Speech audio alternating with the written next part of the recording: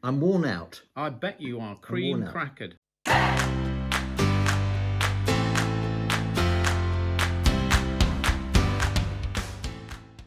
The text is Matthew 25, 14 to 30, and it's a parable of the talents, where a guy obviously owns quite a lot of land and gives one 5 talents, another 2 talents, and another 1 talent, goes away and comes back and finds out what they've done.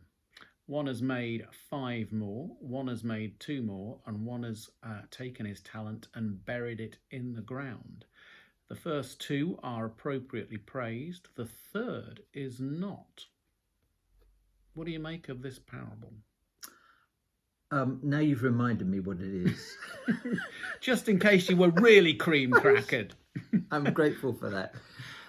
So just a couple of preliminary things. First of all, there is a little bit of a parallel in Luke 19, the parable of the pounds, I think we call it. Different sums of money. And now I've got this right. There are 100 denarii in a minas, and then 60 minuses in a talent. So there are 6,000 denarii in a talent. That's a lot of money. It's a lot of money.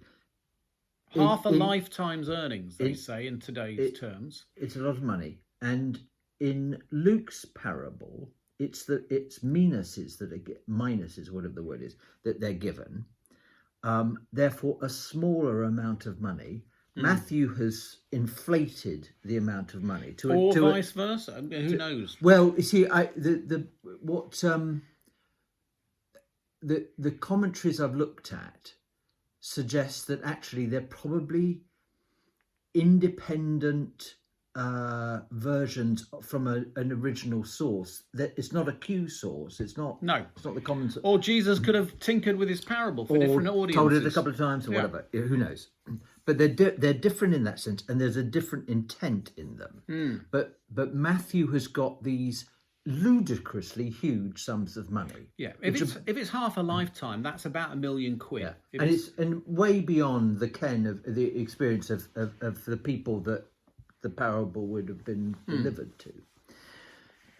The other thing, just in terms of one particular detail about who is being thought of here, and there's a reference to interest. So when the landowner says, why didn't you put it in the bank and earn some interest?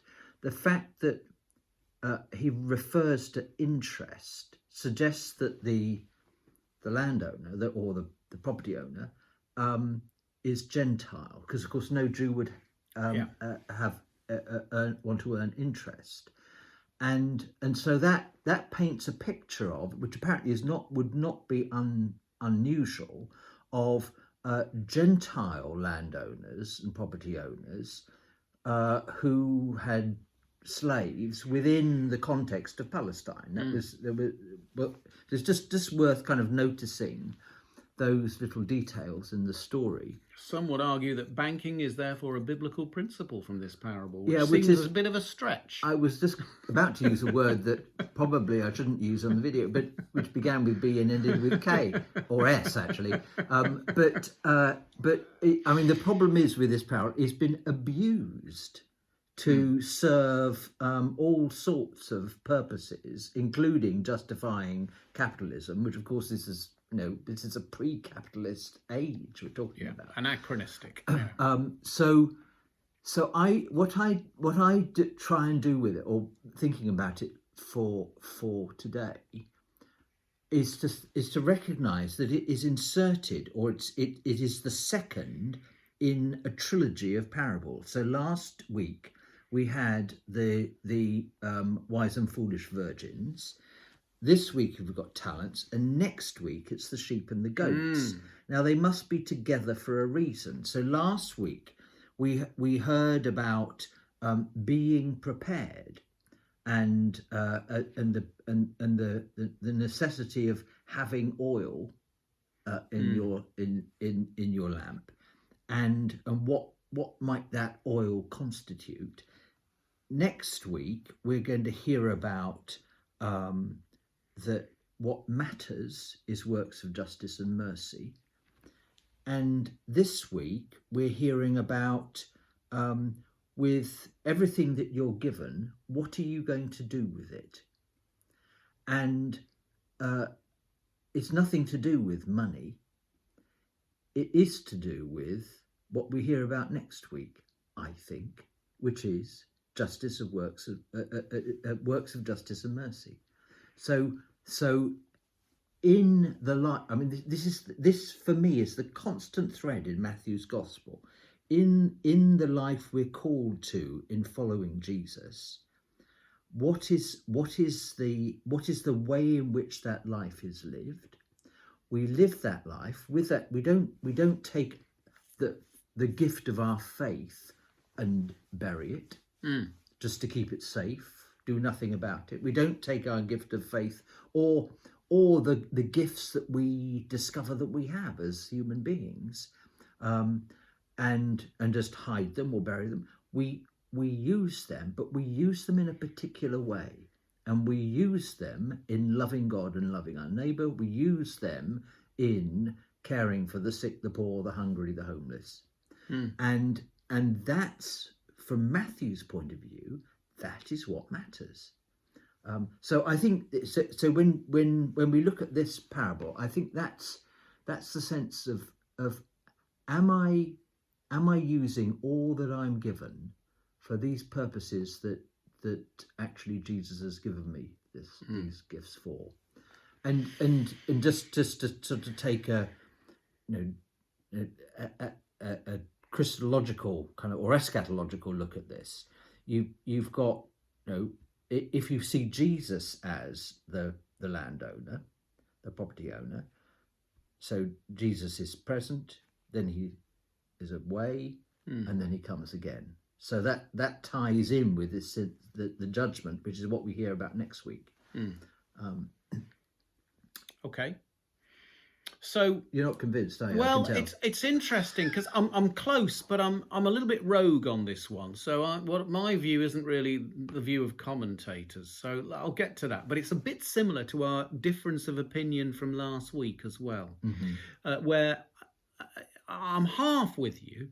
But just to start, people like Herzog look at this and say, actually, the one who made 5 more talents and the one who made 2 more talents, they are not the heroes of the parable. The hero of the parable is the one who buried it, yeah, because he refused to play the game of the master, wanting to make more and more out of the talents, because Herzog argument is, in this pre-capitalist society, it's not about making more from more, and actually there was a fixed pie approach. So if you're making more, somebody's making less. So these guys who've made 5 have actually somehow caused other people to lose out from this. And the same with the 2 talents, whereas the one who went and hid it actually gets who this guy is who's given them the talents, that I knew that you were to be feared and somewhat voracious and avaricious. I don't think that works, and I don't think it works because actually, when the master speaks to him, the master is being incredibly generous towards them by giving them, as you say, these vast amounts of money with which to deal. And this kind of generosity is not about, and not giving them any instructions as to what to do. It just doesn't fit with somebody who's being really tight-fisted and wanting to make lots of money in a kind of corrupt kind of way. Particularly given his reaction to the fact that the guy did just bury it, and why on earth didn't you put it in the bank? Yeah, he wants to make money. So it just doesn't make sense. But one of the things that is interesting is this fact that people say, because the word is talents, they're misled. They think it's our natural abilities or something that we can't it's a bury. weight of money. It's a weight of money, and that needs to be made clear again and again, because the number of times I've heard it misconstrued. And it's an enormous amount of money. I mean, 1 talent, if it's your half of your average earnings in your life, that's a million quid. So if somebody's been given 5 million quid and they go and make 5 million quid, that's a lot. And I'm led by that to think of the talents as actually a metaphor for the kingdom. Yeah? Because actually, what is the kingdom? A treasure hid in a field that a man goes and digs up and sells all he's got in order that he can have it. It's so valuable. And the third one, what does he do? He goes and buries the talent, which is the exact opposite of digging it up. Yeah. So I'm led by this, a bit like last week with the oil in the lamp being the kingdom, that what the talents are the kingdom of God. What are you going to do with the kingdom of God? Are you going to live out of it? Are you going to do all the deeds that come with being citizens of the kingdom? Because if you are, you know what happens? The kingdom takes care of itself. Given it shall be given to you, a full measure, pressed down, shaken together and running over. In other words, it's not a contract like for like, but somehow by living out of the kingdom, there is a plenitude and an abundance that cannot be realized otherwise. And so that's what I'm thinking is going on. So it relates to what you're saying, because to live out of the kingdom is precisely these merciful and generous and loving deeds that you talk about. But I just wonder if it could be that it's actually the kingdom that we're talking about with the talents. So that you're suggesting they're in some way given the kingdom.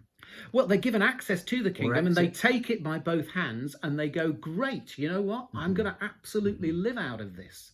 And as a result of living out of it, the parable is making the analogy to generating talents out of talents, because you are living out of it. You are taking this gift, this incredible, invaluable gift, and you are living out of it.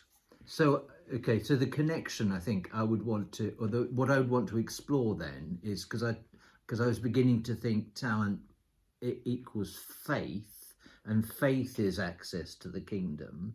So I can see the connection there, but we're in the same territory. Yeah, we're in the same territory, and they are parables of the kingdom, one way or another. Because that all of Matthew's parables, in one way or another, are parables of the kingdom. Either way, I mean, it's classically Matthean, isn't it? There's a delay in Jesus' return. There's a responsibility for us for the treasure that we've been entrusted to, whether that's gospel, faith, or kingdom.